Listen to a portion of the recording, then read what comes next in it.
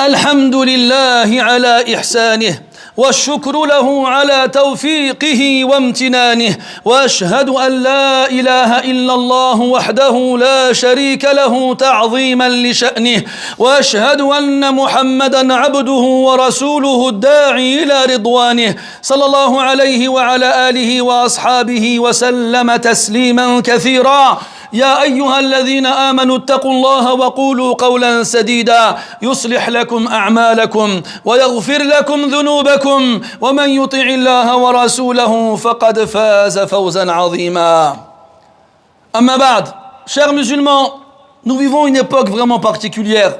Je sais que j'ai tendance à beaucoup répéter cela, mais jour après jour, nous ne faisons que le confirmer.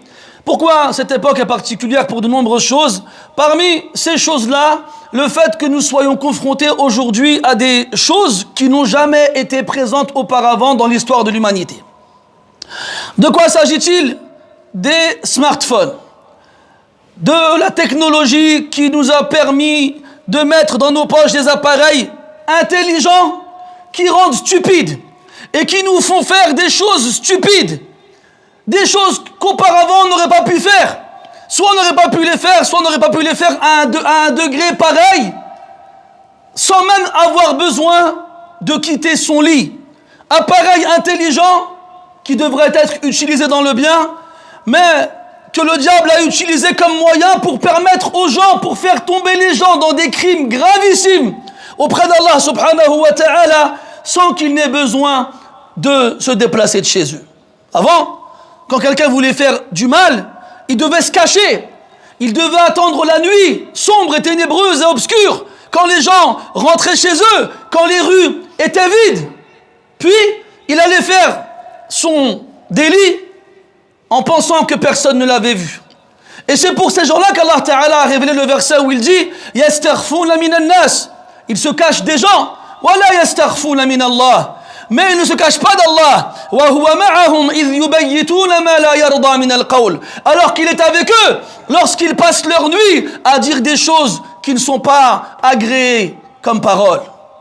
Qu'est-ce qu'on doit dire alors d'aujourd'hui où les gens non seulement font leurs méfaits publiquement, mais en plus de ça, ils les transmettent et les diffusent et les propagent avec fierté, fièrement, sans aucune honte, sans éprouver le moindre remords à cette action-là. Même si ces choses à la base, elles peuvent être licites, le fait de les diffuser les rendra illicites. Comment cela est possible? Oui, exemple, un homme qui est marié dans le halal avec une femme. C'est sa femme, il n'y a pas de problème. Il a un rapport sexuel avec elle, il a le droit, c'est sa femme, il n'y a pas de problème. Mais qu'est-ce qu'il fait? Il va en parler aux gens le lendemain. Là, je vous parle d'en parler, d'en discuter. Hier, avec madame, on a fait ci, on a fait ça. Le prophète a dit, sallallahu alayhi wa sallam, parmi les pires des gens le jour de la résurrection devant Allah, ou plutôt parmi ceux qui occupent la pire des places devant Allah le jour de la résurrection, l'homme qui a assouvi son désir avec son épouse, et l'épouse qui a assouvi son désir avec son mari, puis il va par la suite diffuser son secret. C'est-à-dire qu'il va, ces choses-là qui doivent rester secrètes, dans l'intimité, il va sortir du cocon de l'intimité et aller en parler aux autres. Alors qu'on parle de quelque chose de licite avec une personne qui lui est licite. Le fait de sortir cette action licite de la circonstance dans laquelle elle doit être restreinte en fait quelque chose de grave. Pas seulement grave, mais même gravissime. Gravissime. Il rentre, du moins il part de chez lui, il va rencontrer ses amis, ou bien ses voisins, ou bien ses collègues de travail, ou bien ses camarades de classe, et il dit moi hier j'ai fait, moi hier j'ai fait, moi hier j'ai fait. S'il fait ça si ce qu'il a fait, il l'a fait dans le licite, mais quand il en parle aux autres, il tombe dans un grand péché. Il tombe dans un grave péché. Cette menace terrible a pour but de dissuader les hommes et les femmes de divulguer le secret intime du couple. Seulement avec des paroles. Seulement à 2-3 personnes, comme c'est le cas, du moins généralement auparavant. Qu'en est-il aujourd'hui avec ces appareils démoniaques et maléfiques qui permettent aux gens temps non seulement de filmer et donc de divulguer ses secrets avec l'image et le son, mais en plus de cela, ils propagent des actions qui ne leur sont pas licites. De la fornication pure pour laquelle ils se vantent et se pavanent et se filment. Puis ils diffusent cela par la suite dans ce qu'ils appellent les réseaux sociaux et moi ce que j'appelle les poubelles numériques. Poubelles numériques parce qu'on n'y trouve que des ordures. Et les gens qui fouillent dans les ordures ne sont pas réputés dans la population comme étant les gens les plus propres. Depuis toujours, quand tu étais petit ou plus grand, quand tu marchais dans la rue, tu voyais quelqu'un fouiller dans la poubelle, automatiquement tu éprouvais du dégoût. Pourquoi il cherche dans les poubelles, lui? On n'est pas assez, du moins mûr, pour se dire c'est quelqu'un de pauvre peut-être, qui n'a rien à manger, qui n'a rien trouvé ou chercher de quoi se vêtir. Dès qu'on voyait quelqu'un chercher dans les poubelles, automatiquement on le classait dans la catégorie des gens dégoûtants. Même les éboueurs, qui sont des gens respectables et qui font un travail obligatoire, sans eux, la population ne pourrait pas vivre. Même quand on voit le camion passer et sentir un tout petit peu d'odeur, on n'est pas bien. Et même quand on les voit porter leurs vêtements, sans les connaître et sans apporter le moindre jugement, dans notre tête, on se dit les pauvres, ils n'ont pas trouvé d'autre travail que ça. Ça, c'est pour quelqu'un qui a un travail respectable, qui a un travail louable, qui a un travail licite. Et pourtant, tu ressens ça vis-à-vis de lui. Qu'est-ce qu'on devrait dire alors de quelqu'un qui n'est pas dans le besoin? Quelqu'un qui a des vêtements et qui mange à sa faim. Et tu le vois devant toi, il te regarde et il cherche dans les poubelles et il se serre dedans. Qu'est-ce que tu vas ressentir? Eh bien, mes frères, cet Internet-là, wallahi, c'est la pire des décharges. Et c'est le pire des dépotoirs. Et les ordures qu'on y trouve sont les pires des ordures et les pires des déchets. Mais les gens, ils s'en délectent. Comme la mouche. La mouche à laquelle tu poseras une fraise et tu poseras de l'excrément qui préférera l'excrément à la mouche, à la fraise.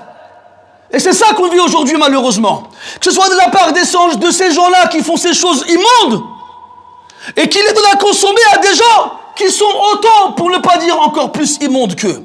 Wala hawla wala quwwata illa billah. Et ce qui est grave, mes frères, c'est qu'aujourd'hui, ces choses-là, on voit des musulmans tomber dedans. Nous, la communauté du prophète, alayhi salatu wassalam, nous, la communauté du bon comportement, nous, la communauté de la propreté, nous, la communauté de la pudeur, on est tellement rabaissés qu'on est parti ramasser les ordures des autres et on s'en délecte. Il y a des gens qui attendent que ça. Il y a des gens qui n'attendent que ça. Toute la journée, ils scrutent leur téléphone à faire défiler ces fameux fils d'actualité dans les différentes applications des réseaux sociaux. Et ils attendent le scoop. Et ils attendent le buzz. Et ils attendent qu'un malade, qu'un détraqué, qu'un fou, il vienne raconter sa vie intime avec sa femme ou bien avec sa copine, pour se frotter les mains et se dire ah on a du pain béni, maintenant on peut le retweeter, ou bien on peut le partager, ou bien on peut dire hey, t'es au courant, ya ikhwani, mes frères, mais qu'est-ce qui s'est passé dans vos têtes? Mais qu'est-ce qui s'est passé dans vos cœurs? Mais est-ce que vous avez bien la parole d'Allah subhanahu wa ta'ala? Allah dit dans le Coran, innal ladhina yuhibbuna an tashi'a al-fahisha. Ceux qui aiment à propager la turpitude. Ceux qui aiment à propager la turpitude. Tu te rends compte? Allah Ta'ala, il a reproché à ces gens-là juste d'aimer la propagation de la turpitude. Il n'a même pas parlé de ceux qui la propagent. Le simple fait de l'aimer, cette propagation, t'es contente, t'éprouves du plaisir, ton taux de dopamine, il augmente. T'es excité, t'as les poils qui s'hérissent, tu dis, oh, qu'est-ce qui se passe, truc de fou, regarde ce qu'il y a, et t'appelles les autres, et t'envoies, et tu retweets, et tu partages. Subhanallah, quelle puérilité, je sais pas si le mot se dit, quel manque de maturité, quel manque total de lucidité.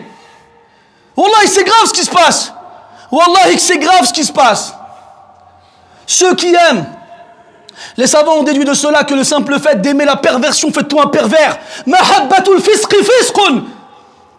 Aimer la perversion. Et bien sûr, quand on parle de turpitude, on parle de quoi en premier? On parle de la fornication, wal iyadu billah. La fornication qui est devenue le plat préféré des gens sur Internet. Wala hawla wala quwwata illa billah. Preuve de la maladie de leur cœur. Une maladie si terrible, une maladie si violente qu'elle tue la personne qui la porte sans même qu'elle ne s'en rende compte. Inna alladhina yuhibbuna an tashi'a al-fahisha. Il n'y a que quelqu'un qui aime la turpitude, qui aime à ce qu'elle se répande, qui aime à ce qu'elle se propage. Et celui qui aime la propagation de la turpitude ne peut pas être dans la droiture. Ce n'est pas possible. Il est à l'opposé total de la droiture et il n'a jamais senti son odeur. Et ceux qui aiment à ce que cette turpitude se propage parmi ceux qui croient, parmi les croyants, il ne l'aime que parce qu'il a au fond de son cœur de la haine envers les croyants. Même s'il se prétend lui-même croyant, même si lui se prétend lui-même croyant, c'est qu'au fond de lui, il a de la haine envers les croyants et il est content quand la turpitude se propage parmi eux. Et t'es au courant, un tel il a fait quoi? Et t'es au courant, une telle elle a fait quoi? Ah, t'as vu, hein? Ah, on les connaît les barbus, hein? Ils sont là avec leur barbe et leur camis, mais en vrai c'est les pires, hein? Ah, t'as vu l'autre avec son voile? T'as vu l'autre avec son gilbab? Ah, elle fait la pieuse, mais en vrai c'est les pires. On les connaît ces paroles, ne croyez pas qu'on est insouciant. On est très au courant et ça fait longtemps qu'on les entend dans la bouche de beaucoup de personnes. Des personnes qui sont très loin de ce qu'ils devraient être en tant que musulmans. Mais ils sont contents de voir des failles chez ceux qui les dépassent dans la pratique. Ça les rassure. Ils sont comme ça en train de se dire, t'as vu? C'est pas la peine de mettre la barbe. C'est pas la peine de mettre le qamis. Regarde, eux, c'est les pires. Et les femmes, de l'autre côté, qui met une heure avant de sortir de chez elle parce qu'elle se met un brushing, du maquillage et ce que tu veux, elle va revoir les femmes en hijab. Elle va dire, ça sert à quoi de mettre le hijab? Regarde, c'est les pires. C'est elles les pires. Et c'est ça qui... Et à force de le répéter, ils se sont convaincus. Comme ils disent, à force de répéter une fikra, si tu veux qu'une idée, une idéologie s'installe dans la tête des gens, répète-la. Répète-la, répète-la. Tu verras que même si au départ ils la rejetteront, ils finiront par l'accepter. Et c'est ce qui se passe. Et c'est ce qui rassure ces gens-là. Ça les rassure. Quand lui il va à la chicha, et qu'à côté il passe à côté de la mosquée, il dit, ah, vas-y, j'en suis sûr, le fume la chicha. Mais il ne sait pas en fait. Il spécule, il suppose. Et le jour où il va en voir un train de fumer la chicha, il va dire, t'as vu, j'en étais sûr. C'est des hypocrites, c'est des menteurs. Et l'autre pareil, l'autre elle est là, elle se parfume, elle s'épile les sourcils, elle met pas le hijab, elle se maquille, et elle sort, et elle montre ses atouts à tous les hommes de l'univers. Et elle se sent dans le halal. Et tous les jours elle voit des femmes en hijab, elle les méprise. Elle demande d'hypocrite, bande de menteuses. Moi je me sens pas inférieur à vous, je suis sûr que vous n'êtes pas meilleur que moi. Et le jour où elle apprend qu'une en hijab elle a fait une chose mauvaise, chose qui est normale. Nous sommes tous des êtres humains. Tous les êtres humains font des péchés. Tous les fils d'Adam font des péchés. Sinon, on serait des anges, mes frères. Ce sont eux qui ne font pas de péché. Nous sommes des êtres humains. Mais les meilleurs des pécheurs sont ceux qui se repentent. Et celui qui fait suivre le péché par une bonne action, il l'efface. Mais quand toi, toute ta journée, elle est remplie de mauvaises actions, dis-moi à quel moment tu les effaces, tes péchés. Dis-le-moi. Toi qui pointes du doigt les autres qui font moins de péchés que toi parce qu'ils en ont fait un. Comme ils disent, il voit la brindille dans l'œil de son frère et il voit pas la poutre dans le sien. Subhanallah, mais où est-ce qu'on va? Mais qu'est-ce qui se passe? Qu'est-ce qui vous a rendu aveugle comme ça? Qu'est-ce qui a occupé vos esprits avec des choses aussi stupides et futiles jusqu'à délaisser ce qui est écrit dans le Coran depuis des milliers d'années, des centaines d'années? Wala hawla wala quwwata illa billah. Wallahi mes frères, qu'est-ce qui se passe? C'est grave. Parce que quand on parle à ce qu'on aime, que la turpitude à se répandre parmi les croyants, on ne parle pas des plus pieux parmi eux et des meilleurs. Le croyant. Quand bien même son degré de foi il est bas, quand bien même il fait des péchés, les musulmans doivent faire attention à préserver la société dans laquelle ils vivent. Et s'ils pointent du doigt un pécheur en étalant sa vie privée devant les autres, et c'est pas lui qui l'attaque, c'est tout le monde. C'est pas seulement l'individu qui l'a touché, c'est tous ceux qui lui ressemblent. Et c'est ce qui se passe. Et c'est ce qu'on entend tous les jours. Et maintenant, à cause de vos bêtises là, il y a des femmes pieuses et respectables et honorables qu'on montre du doigt ou qu'on filme à leur insu avec des paroles imprononçables qu'on ne peut pas répéter. Tahsabunahu hayyinan wa huwa 'inda Allahi 'azim. Vous croyez que ce n'est pas grave, mais auprès d'Allah c'est gravissime. C'est gravissime. Toujours en train de dire mais c'est pas grave, vas-y c'est pas grave, c'est vite fait, de toute façon Allah il pardonne. Et l'enfer, vous croyez, va être rempli avec quoi, vous croyez? Avec quoi il va être rempli l'enfer si c'est pas avec des pécheurs, des désobéissants, des gens qui passent leur temps à dénigrer les péchés, des gens qui passent leur temps à se dire mais c'est pas grave. Mais Alish, on verra bien le jour de la résurrection. Et la surprise elle fera mal, parce que ce jour-là tu ne pourras pas revenir en arrière. Ce jour-là tu n'auras pas de retour possible. Tu diras Rabbi irji'un, ya Rabbi fais-moi revenir, j'ai compris, je recommencerai plus. Mais non, Personne ne peut revenir en arrière, c'est trop tard. Amuse-toi, joue dans ton téléphone, retweet et partage, vas-y, fais ce que tu veux. Un jour tu vas mourir, et un jour tu seras jugé, et après le jugement tu iras au paradis ou tu iras en enfer. Mais avec ce que tu fais, j'ai beaucoup de doutes à ce que tu ailles au paradis comme ça. Tu sais pourquoi? Parce que quand tu vas arriver devant Allah, c'est pas que toi et Allah dans lequel le jugement aura lieu. C'est tous ces gens sur lesquels tu as parlé, tous ces gens sur lesquels tu as médit, tous ces gens auxquels tu as contribué à détruire leur intimité, qui viendront te voir pour se venger, pour demander des comptes. Ils diront « Ya Rabbi, c'est à cause de lui que les gens m'ont regardé de travers. Ya Rabbi, c'est à cause de lui que les gens ils se pensaient du mal de moi. Ya Rabbi, c'est à cause de lui que mon honneur il a été refoulé à quelque chose qui n'a aucune importance. » Et Allah, il te laissera te débrouiller avec eux. Dans un jour où il n'y a pas d'euros, il n'y a pas de dollars, il n'y a pas de dirham, il n'y a pas de dinars, il n'y a que des bonnes actions, que des mauvaises actions. Mais toi, là, tu vas arriver le jour de la résurrection avec quelle bonne action? Quelle bonne action? Quelle bonne action? Dis-le-moi, Bilal Alek. Qu'est-ce que tu as fait pour espérer, toi, te dédommager de ces gens-là le jour de la résurrection? Tu vas venir avec quoi? Ces prières que tu fais à la queue le soir quand tu rentres du travail ou de l'école? Ces Jumu'ah innombrables auxquels tu n'as pas assisté?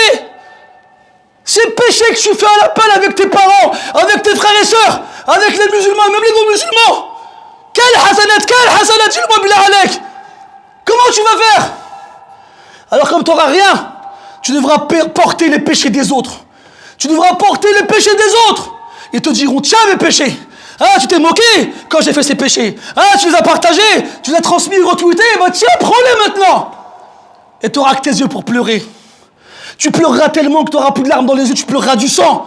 Tu pleureras tellement de sang que si on posait des bateaux dedans, ils pourraient évoquer comme dans la mer. Mais tu ne réfléchis pas. Tu es là en train de t'amuser, tu crois que c'est bon la vie. La vie, elle est sympa, elle est cool. Et que ça se finira bien. À 70 ans, je finirai à la mosquée, comme les vieux d'aujourd'hui, au premier rang avec une sabha. Non, mon frère. Non, mon frère.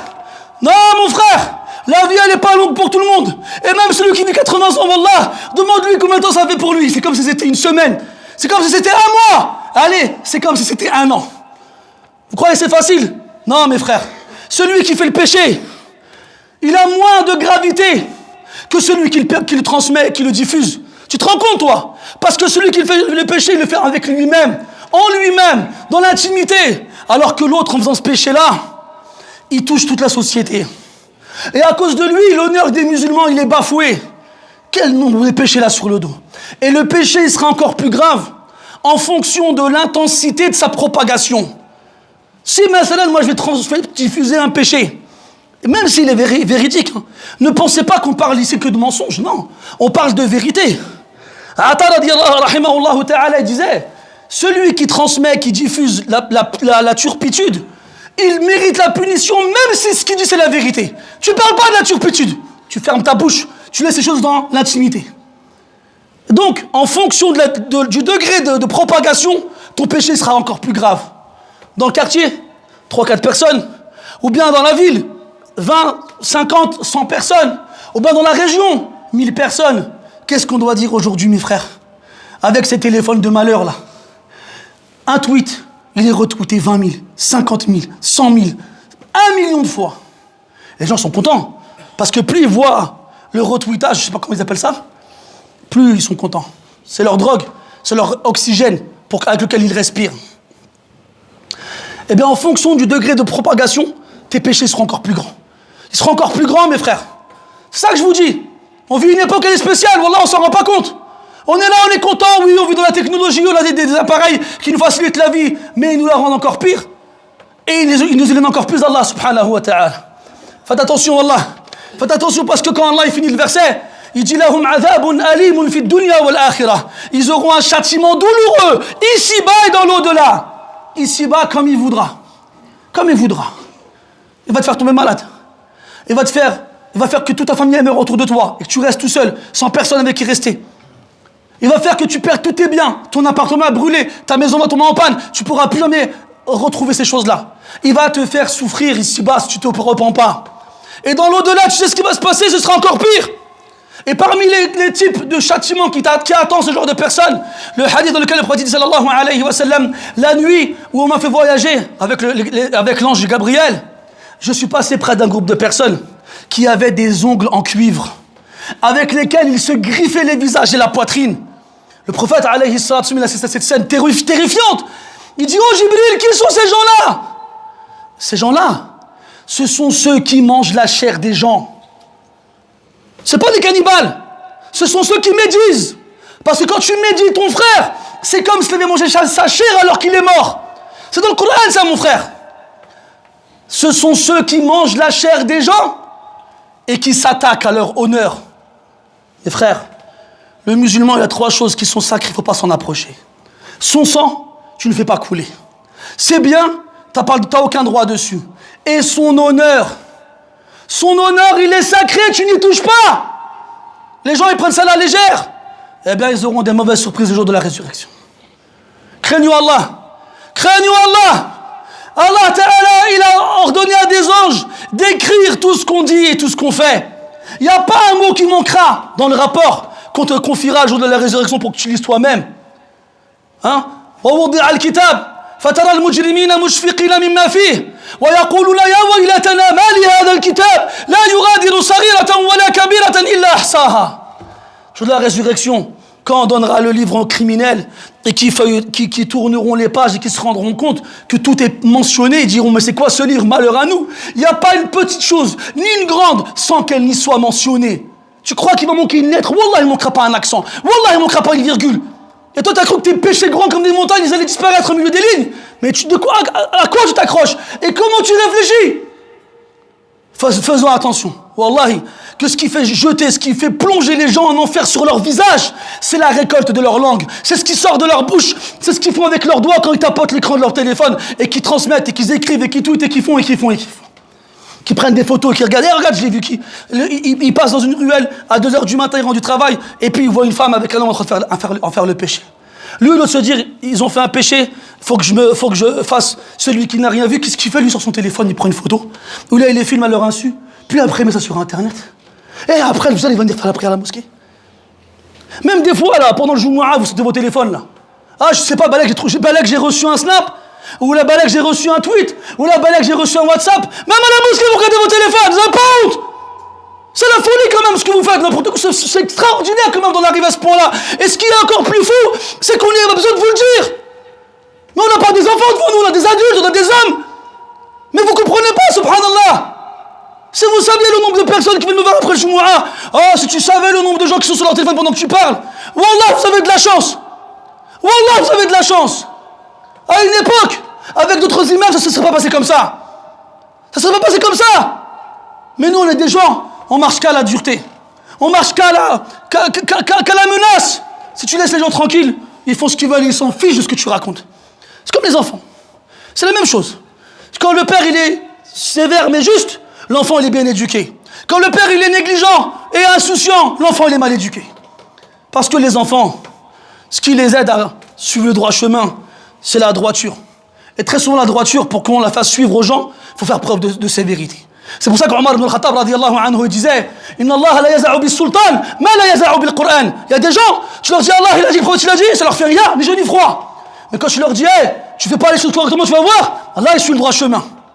Faites attention, mes frères. Moi, j'ai aucun pouvoir sur vous. Je peux vous menacer du jour au lendemain, du matin au soir, ça n'aura aucun impact, vous n'avez rien à craindre de ma personne. Mais, il y a Allah subhanahu wa ta'ala. Allah, il a une armée dont on ne connaît pas le nombre de soldats. Il a détruit un pharaon avec un moustique. Il a détruit des peuples avec de l'eau, avec du vent, avec la terre, avec des pierres. Tu crois que tu vas lui résister, tu crois? Tu crois que tu vas lui résister? Wallah, tu ne lui résisteras pas. Fais attention. Wallah, et quand le choc il va tomber, il va faire mal. Et à ce moment-là, ce sera trop tard. Tu diras, si seulement je pouvais revenir en arrière, mais tu ne pourras pas. Et pour finir, qu'on retienne nos langues, qu'on retienne nos doigts, et que ces téléphones-là, là, ils restent dans nos poches, et qu'on s'en serve que pour des choses utiles et licites, ou plutôt qu'on les détruise. C'est mieux, Wallah. Wallah, c'est mieux. Le prophète sallallahu alayhi wa sallam, ne faites pas de mal aux musulmans. Ne portez pas atteinte à l'honneur des croyants, et ne les critiquez pas. Et ne cherchez pas à connaître leur intimité. Ne cherchez pas à connaître leurs secrets cachés. Car toute personne qui cherche à divulguer l'intimité de son frère, Allah, il divulguera la sienne.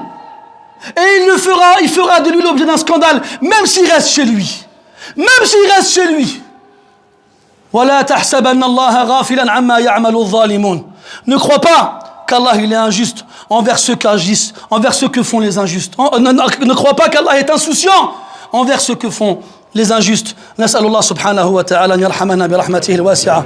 اللهم ارحمنا برحمتك الواسعة. اللهم الطف بنا يا ألطف اللطفاء. اللهم لا تؤاخذنا بما فعل السفهاء منا.